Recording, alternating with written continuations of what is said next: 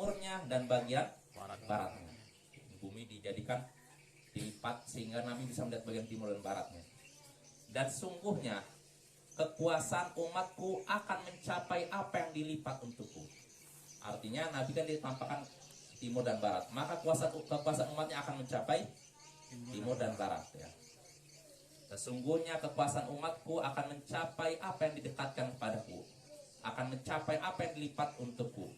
Wa u'titul kanzain al-ahmar wal abyad, dan aku mendapatkan dua perbendaharaan, merah dan putih. Merah maksudnya kekayaan siapa? Romawi. Sedangkan putih kain Persia. Merah ini lambang emas, lambang dari emas. Sedangkan putih perak. Karena lambang kekayaan kaisar Romawi yaitu emas. Sedangkan lambang kekayaan Kisra Persia yaitu perak. Ya. Artinya ini kabar gembira bahwa umat Islam akan merebut dan mengalahkan dua kerajaan besar yaitu Romawi dan Persia, dan itu benar-benar sudah terjadi Bapak ya. Lalu di sini Rasulullah SAW sabda, wa inni sa'altu rabbi li ummati alla yuhlikaha bisanatin bi'ammah wa alla yusallitu alaihim aduwan min siwa anfusim faistabiha baydatahum. Dan sesungguhnya aku memohon kepada Tuhanku untuk umatku. Aku berdoa memohon kepada Allah untuk umatku agar dia tidak membinasakan umatku dengan kemarau panjang, dan agar jangan dia membiarkan musuh mereka menguasai mereka kecuali karena kesalahan mereka sendiri, sehingga akhirnya hilanglah kemuliaan mereka. Di sini Nabi mengabarkan bahwa beliau pernah berdoa kepada Allah supaya umat Islam ini tidak binasa gara-gara apa? Paceklik, kemarau yang berkepanjangan. Dan beliau juga berdoa agar musuh umat Islam tidak bisa mengalahkan umat Islam dan menguasai umat Islam kecuali gara-gara apa? Kesalahan umat Islam sendiri, keributan sama mereka, perselisihan sama mereka yang tidak pantas, sehingga akhirnya hilanglah kekuatan mereka, hilanglah kemuliaan mereka, kata Nabi. Wa inna rabbi qal, dan sungguhnya Tuhanku pun berfirman. Nabi berdoa, Tuhannya pun berfirman, memberikan jawaban. Ya Muhammad, inni idza qadaitu qada'an fa innahu la yurad. Wahai Muhammad, sesungguhnya aku jika telah memutuskan suatu keputusan, maka itu tidak bisa ditolak. Kalau aku sudah memutuskan sesuatu, maka keputusan itu tidak bisa ditolak ya. Tidak bisa ditolak.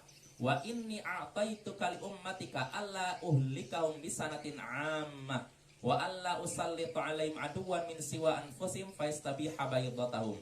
Dan sesungguhnya aku telah memberikan untukmu, sesungguhnya aku memberikan untukmu terkait umatmu, bahwasanya aku tidak akan membinasakan mereka karena paceklik. Artinya doa Nabi yang pertama kan, ya Allah jangan jadikan umatku binasa karena apa? Paceklik. Berarti dikabulkan, ya tidak? Ya. Ternyata kata Allah, aku sudah memberikan untukmu terkait umatmu bahwa aku tidak akan membinasakan mereka karena paceklik, ya, berkepanjangan. Wa alla usallitu alaihim aduwan min siwa anfusihim, dan aku juga tidak akan menjadikan musuh mereka menguasai mereka kecuali gara-gara mereka juga kesalahan mereka. Faistabiha baydatahum, sehingga akhirnya kekuatan mereka pun lenyap gara-gara apa? Perselisihan sama mereka. Walau ijtama alaihi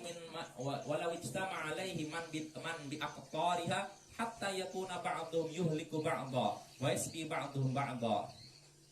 Walaupun musuh mereka yang berada di berbagai penjuru berkumpul mengepung mereka, tetap saja nggak bisa menguasai mereka sampai sebagian mereka membinasakan sebagian yang lain dan sebagian mereka menawan sebagian yang lain. Artinya gini, walaupun musuh ini berusaha dari berbagai penjuru dunia, berusaha untuk menghabisi umat Islam, menguasai umat Islam, tetap saja tidak bisa sampai umat Islamnya sendiri saling membinasakan sama mereka dan saling menahan sesama mereka. Jelas Bapak? Hadirin riwayat Muslim. Ya, ini kabar dari Nabi ketika beliau masih hidup, dan kabar beliau ternyata benar-benar terjadi. Ya, karena perselisihan umat inilah umat Islam jadi lemah. Karena lemah, jadi lemah. Gara-gara perselisihan inilah jadi lemah. Seandainya umat Islam tidak berselisih, tentu tidak akan lemah, tentu akan memiliki kemuliaan di hadapan musuh-musuh mereka. Ya, ini Bapak, ini fenomena yang menyedihkan ya. Terus bagaimana solusinya? Yaudah, kita biarkan aja orang mau melakukan syirik, nggak apa-apa, jangan berselisih. Orang melakukan bid'ah silakan saja, jangan berselisih. Orang melakukan maksiat silakan saja, jangan berselisih. Itu solusinya Bapak? Tidak. Kan katanya jangan berselisih kita nih. Berarti kalau ada orang melakukan apa-apa, biarkanlah. Kita harus tetap menghargai, atau artinya silakan mereka melakukan syirik. Nah, silakan, yang penting kita bersatu. Gitu? Tidak. Nah, itu persatuan model mana itu? Nggak ada dalam ajaran Islam seperti itu ya. Jadi persatuan kita umat Islam di atas amar ma'ruf nahi munkar, tetap menyuruh pada kebaikan dan mencegah dari kemungkaran. Artinya kalau ada umat Islam yang melakukan syirik, apa sikap kita? Ingkari, luruskan ya. Kalau ada yang berbuat bid'ah, sama juga, ingkari, luruskan. Kalau ada yang berbuat maksiat, ingkari, luruskan. Itu juga. Loh, nanti kalau gitu malah pecah belah umat. Ya, itulah. Ya, resikonya begitu. Bapak, kalau kita mau luruskan, malah kita akan dianggap sebagai pemecah belah umat. Padahal tujuan kita baik. Karena yang memecah belah umat itu ya syirik, bid'ah, maksiat. Betul? Betul. Di zaman Nabi ada bid'ah? Tidak. Nggak ada kan?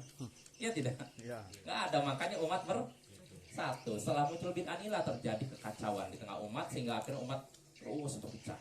Dimulai dari Khawarij, mulai setelah itu Syiah, mulai itu Murji'ah, mulai Mu'tazilah, mulai Jabariyah, mulai Jahmiyah, udah pecah terus hingga hari ini.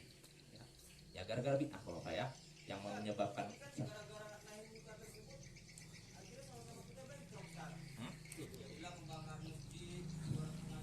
ya itu keliru juga. Amar ma'ruf nahi munkar itu bukan dengan kekerasan. Nah, ini yang perlu beda dengan Mu'tazilah Bapak. Kita Ahlus Sunnah nggak seperti Mu'tazilah. Mu'tazilah itu mengingkari, sama seperti Khawarij. Urutan pengingkaran terhadap kemungkaran mereka itu dimulai dari yang ringan, berat, sangat berat. Ringan artinya apa? Pertama dengan hei kamu berhentilah, kamu berhenti, hei kamu berhentilah, kamu berhenti juga, hei berhenti, nggak mau juga ambil pedang. Itu orang apa? Mu'tazilah, orang Khawarij. Memulai dari yang ringan sampai yang berat. Padahal kalau kita melihat hadis-hadis Nabi, nggak seperti itu. Kan dalam Sahih Muslim dari Abu Sa'id Al-Khudri, man ra'a minkum munkaran falyughayyirhu biyadihi. Siapa di antara kalian yang melihat kemungkaran, maka ubahlah dengan tangan. Yang paling tinggi dulu tangan. Fa illam yastati' fa bilisan. Kalau tidak mampu maka dengan lisan. Pak, jangan begitu. Fa illam yastati' fa biqalbi. Dan kalau tidak mampu maka dengan hati.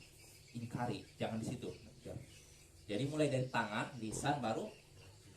Dan tangan tuh Bapak bukan berarti dengan mukul.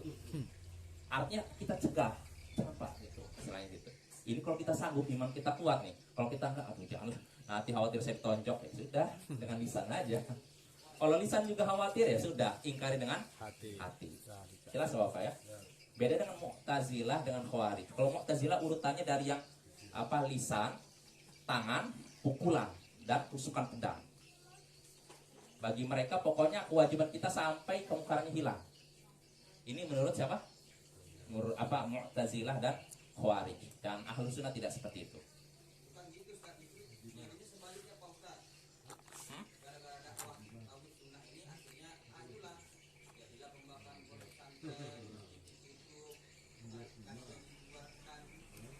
Oh ya itulah. Iya. Tapi Allah turunkan bencana ya. Apa Pak? Ini ada apa namanya itu? Maklumat. Musyabihah. Menyamakan tempat dengan makhluk, tempat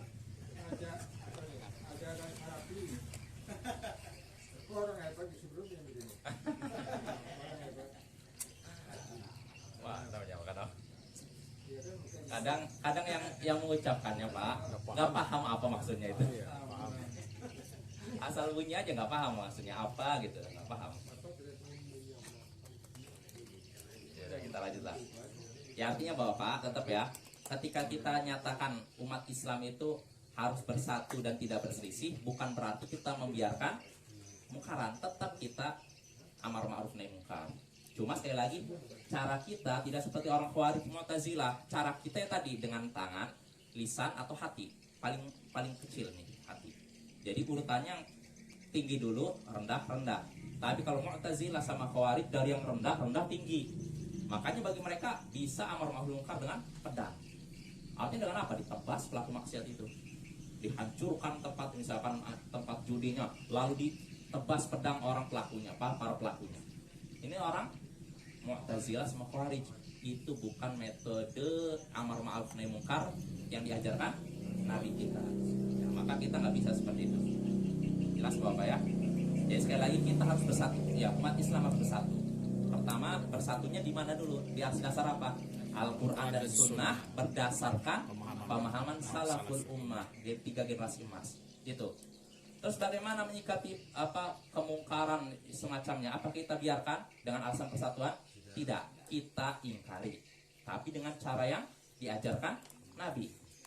Jelas Bapak ya? Dari yang tangan, lisan dan gitu.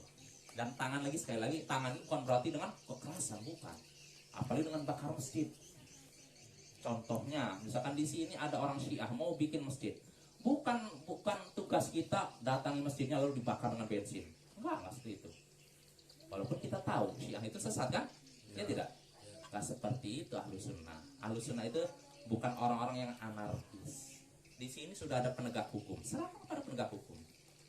Itu polisi atau siapa enggak, serahkan. Kalau misalkan tidak menjalankan, udah kewajiban mereka di hadapan Allah bertanggung jawab di hadapan Allah. Adapun kita nggak berhak untuk main tangan atau istilahnya main hakim sendiri. Nah, itu bukan Ahlus Sunnah. Kalau ada orang ngaku salafi, Ahlus Sunnah tapi main hakim sendiri, ada 2 kemungkinan. Pertama, salafi gadungan atau salafi yang nggak belajar. Oh, Pak, jelas ya. Jadi kalau ada orang seperti itu mainnya anarkis, ngakunya salafi Ahlus Sunnah tapi anarkis, ada 2 kemungkinan. Dia salafi gadungan, nggak ngerti itu apa salafi, atau dia memang mungkin baru istilahnya sudah belajar tapi belum tahu. Jelas Bapak ya? Ya, jadi nggak ada Ahlus Sunnah itu yang anarkis ya.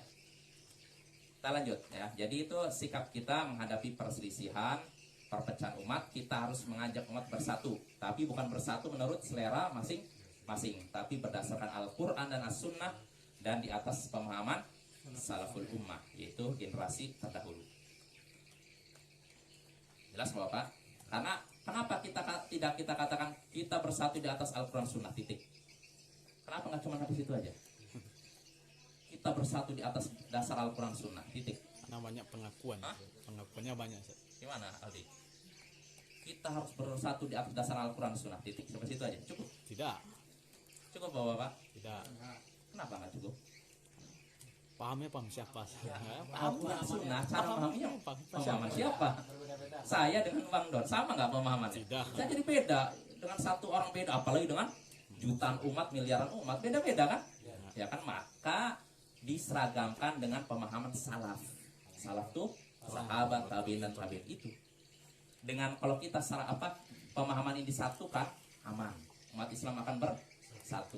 Yang jadi masalah ini, yang satu mengikuti pemahaman gurunya, yang satu pemahaman tokohnya. Ini jadi masalah, sehingga terjadilah pecahan. Contohnya Jahmiyah mengikuti pemikiran pendirinya Jahm bin Safwan. Mu'tazilah mengikuti paham pendirinya Wasil bin Atha. Lalu Khawarij mengikuti pemahaman pendirinya, yaitu orang-orang yang pernah ikut di barisan Ali lalu keluar. Lalu begitu juga Jabriyah mengikuti pendirinya. Begitu juga Asy'ariyah, Maturidiyah, terus Kullabiyah dan semacamnya. Qadariyah, mereka mengikuti pendirinya. Ini yang jadi masalah Bapak. Makanya terjadilah, kalau dikembalikan kepada otak kita, kepala kita kan beda antara satu kepala dan kepala lain kan? Ya kan? Maka ini yang menyebabkan perpecahan. Kalau dikembalikan kepada salaful ummah, sahabat tabi'in, selesai. Gak akan ada keributan. Kalau masalah fikih ibadah memang ada perbedaan pendapat. Tapi kalau dalam masalah akidah mereka tidak berbeda Apa? Ya, kita lanjut. Lalu Imam Syekh Muhammad bin Abdul Wahab melanjutkan lagi di sini. Hadisnya tadi kan hadis riwayat Muslim, cuman jadi seandainya musuh dari berbagai penjuru mengepung mereka, tetap tidak bisa apa? Menguasai mereka, sampai sebagian mereka membinasakan sebagian yang lain, dan sebagian mereka menawan sebagian yang lain. Ini hadis riwayat Muslim.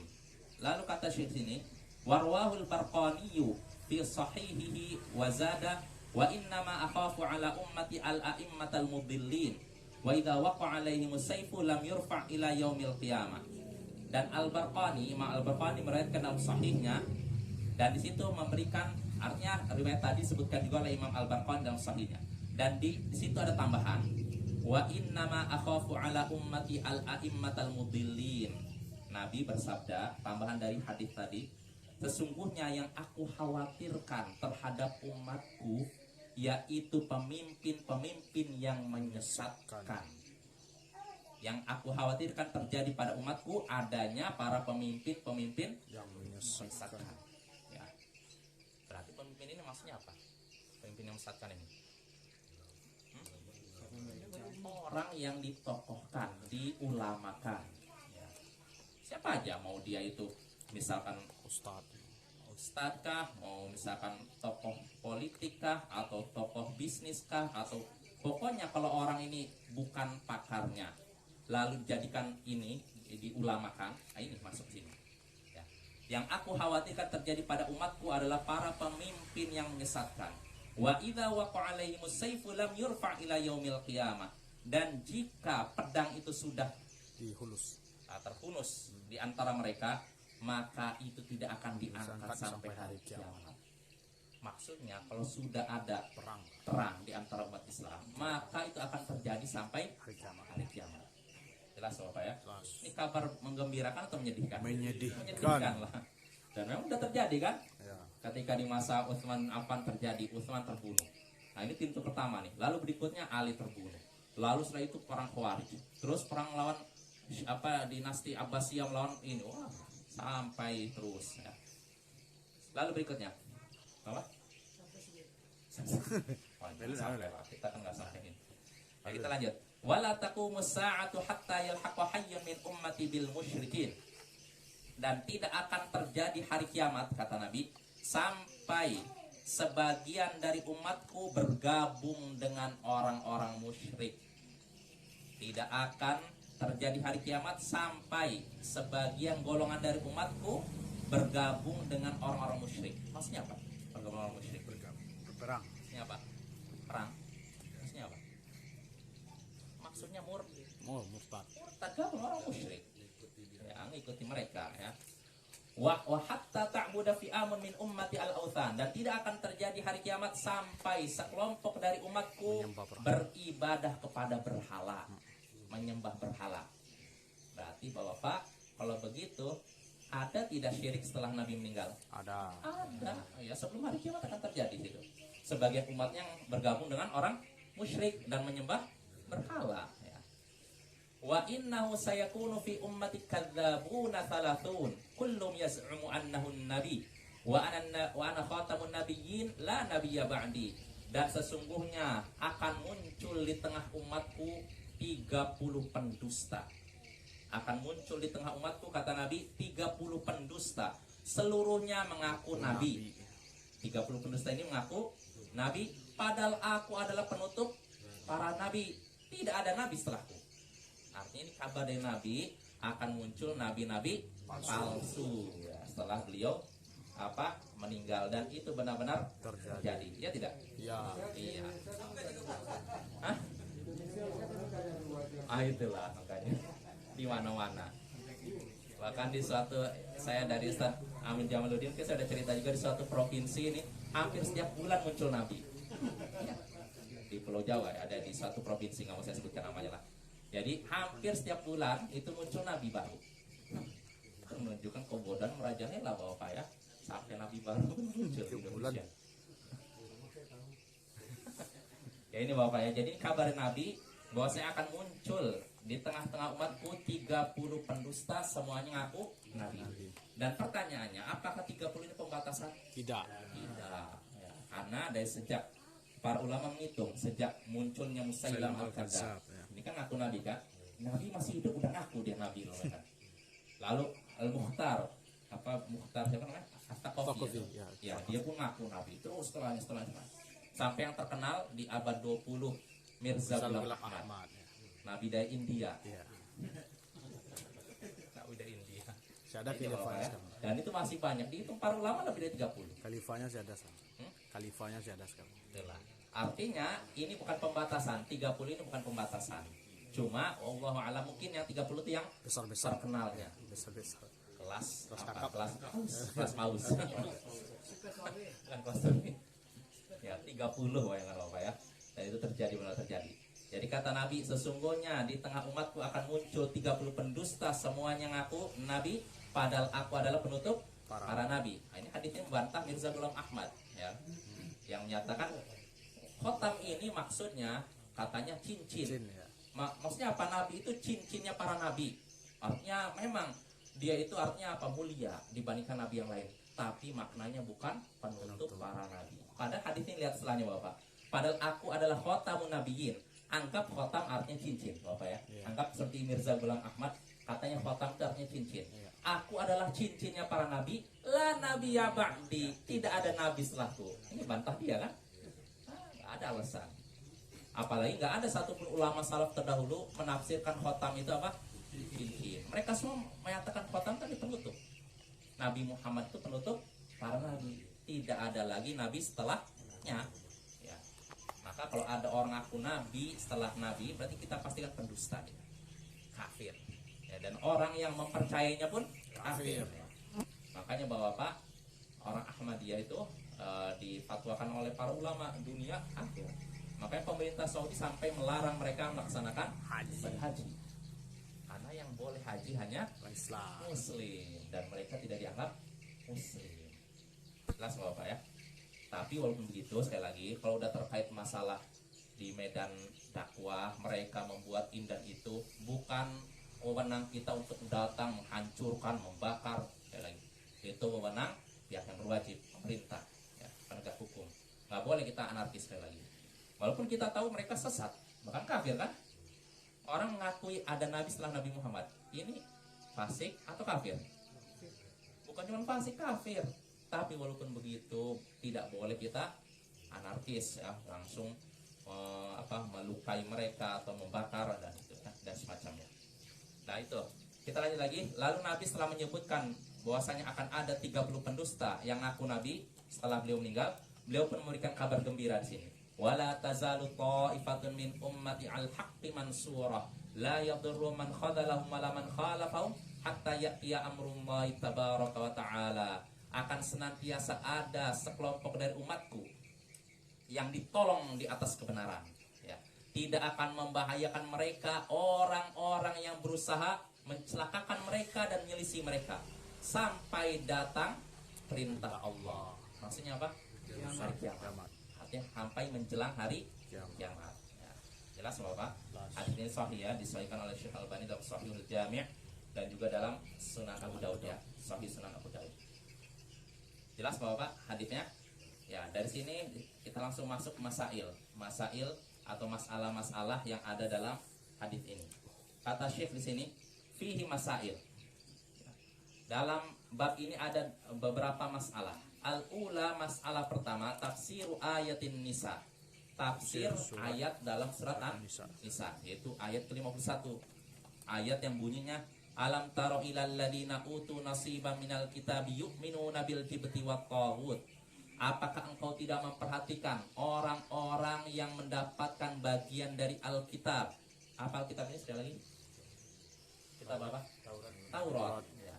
Apakah engkau tidak memperhatikan orang-orang yang mendapatkan bagian dari Taurat, yaitu orang Yahudi? Mereka beriman kepada jibt dan taghut.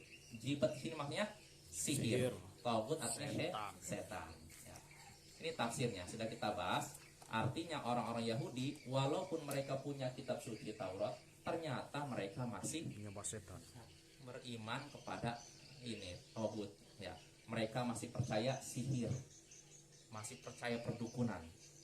Nah, ini menunjukkan kalau mereka saja bisa terjatuh pada sihir, syirik, perdukunan padahal punya kitab suci, maka begitu pula umat Islam. Itu permasalahan pertama. At-tsaniyatu, permasalahan kedua, tafsir ayatil Maidah. Tafsir surat ayat satu ayat dalam surat Al-Maidah, yaitu ayat 60. Ayatnya sudah kita bahas. Qul hal unabbiukum bisyarrim min dzalika matsubatan 'indallah man la'anahu Allah wa ghadiba 'alaihi wa ja'ala minhumul qiradata wal khanazira wa 'abadat taghut.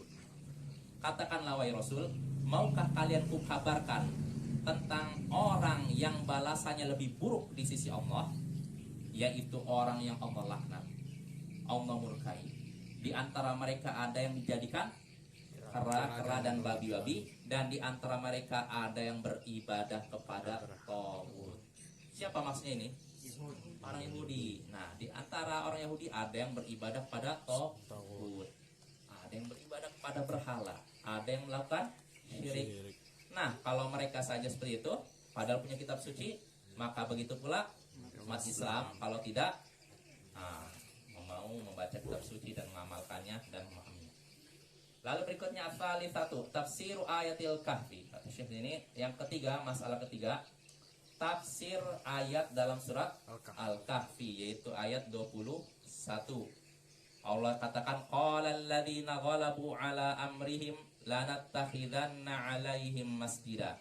Orang-orang yang berkuasa atas urusan mereka ini ashabul kahfi.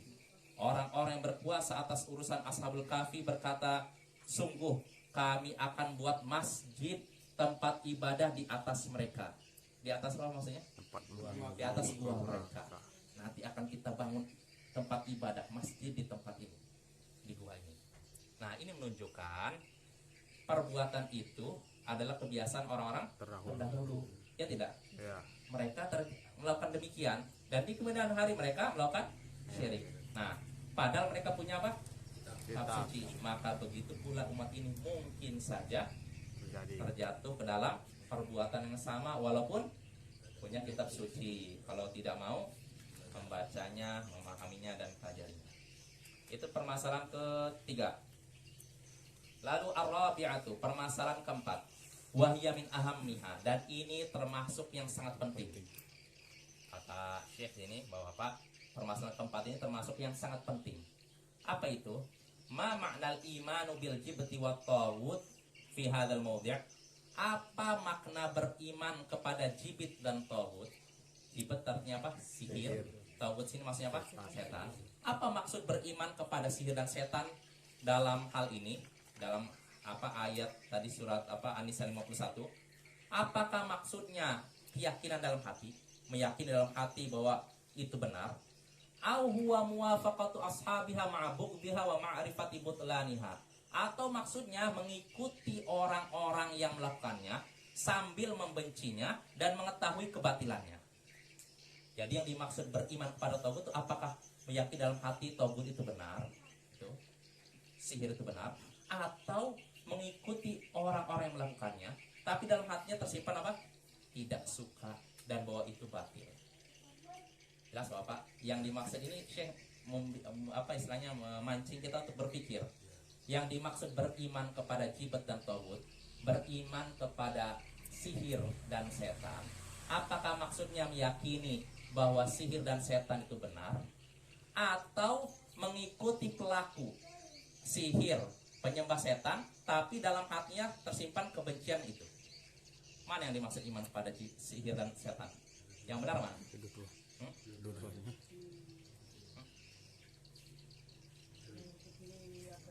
Apa meyakini saja? Tapi kalau misalkan seorang menyamai mereka, tapi dalam hatinya menyimpan rasa benci, gak suka, atau yang mana yang dimaksud iman kepada sihir dan setan? Kedua-duanya. Ya, kalau kata Syekh Muhammad bin Shalih Al-Utsaimin, yang pertama meyakini dalam hati. Adapun orang kedua, dia menyamai, tapi dalam hatinya terkandung kebencian, saya nggak suka ini, nggak sihir, dan saya tahu itu batil. Maka orang seperti ini tidak dikatakan beriman kepada sihir setan, tapi dia harus waspada.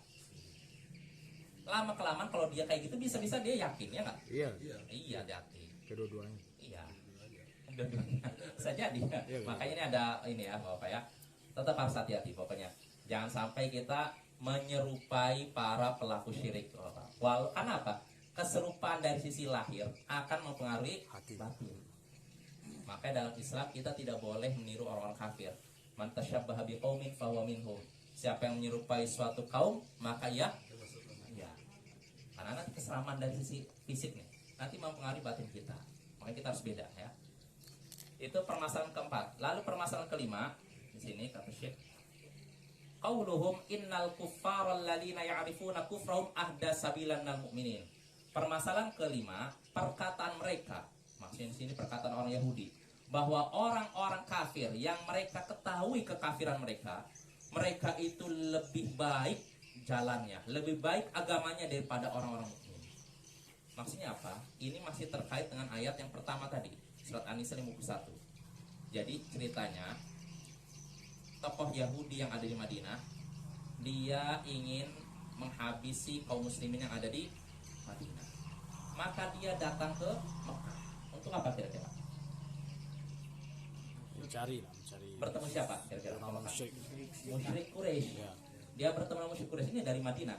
Yahudi ini dari Madinah datang ke Mekah, bertemu dengan musyrik Quraisy. Dalam rangka apa kira-kira? Bersatu untuk menyerang umat Islam di Madinah. Nah, sebelum itu ditanya dulu sama orang musyrik Quraisy. Karena mereka tahu ini orang Yahudi dari Madinah. Nah, mereka bertanya, menurut kamu kira-kira mana yang lebih benar? Mana yang lebih istilahnya lebih benar di antara kami dengan Muhammad? Muhammad tuh gini, dia sesat, dia udah menyelisih adat, dia menyelisih tradisi. Sedangkan kita ini orang yang melayani Masjidil Haram, melayani jamaah haji. Siapa yang lebih benar? Kami atau Muhammad? Jelas Bapak? Ini pertanyaan dari orang-orang musyrik Quraisy. Maka apa jawaban Yahudi ini? Kalianlah yang lebih benar daripada Muhammad. Kalian lebih benar daripada Muhammad dan pengikut. Maka turunlah firman Allah Ta'ala tadi. Jelas Bapak ya? Yes. Jadi mereka berkata orang-orang kafir itu, masalah kafir Quraisy, mereka tuh lebih selamat, lebih benar daripada orang-orang yang mengikuti Muhammad SAW. Nah ini perkataan yang benar tidak? Salah. Nah, ini kufur seperti ini. Salah. Kalau ada seorang muslim Bapak ya, misalkan ada orang muslim menyatakan penganut agama ini lebih benar daripada Islam. Hampir. Jangankan lebih mengunggulkan, Sama saja kafir. kafir. Hati-hati ya. Maka kita harus yakin Islam itu agama paling benar, paling baik, paling selaras dengan kehidupan, dengan apa? Dengan umat manusia. Selaras dengan manusia. Semua agama itu sama gitu. Itu yang jadi masalah. Hah? Ya itulah. Jadi pengen ada sebagian orang mungkin maksudnya menjaga perasaan orang lain, tapi akhirnya menggunakan bahasa-bahasa batil gitu kan. Jangan Bapak ya. Kita katakan Islam itu agama paling benar, tapi bukan berarti kita maksa orang orang lain untuk masuk Islam. Hah? Bukan paling benar agama yang benar. Kalau paling benar ada juga yang benar yang lain. Agama yang benar. Iya.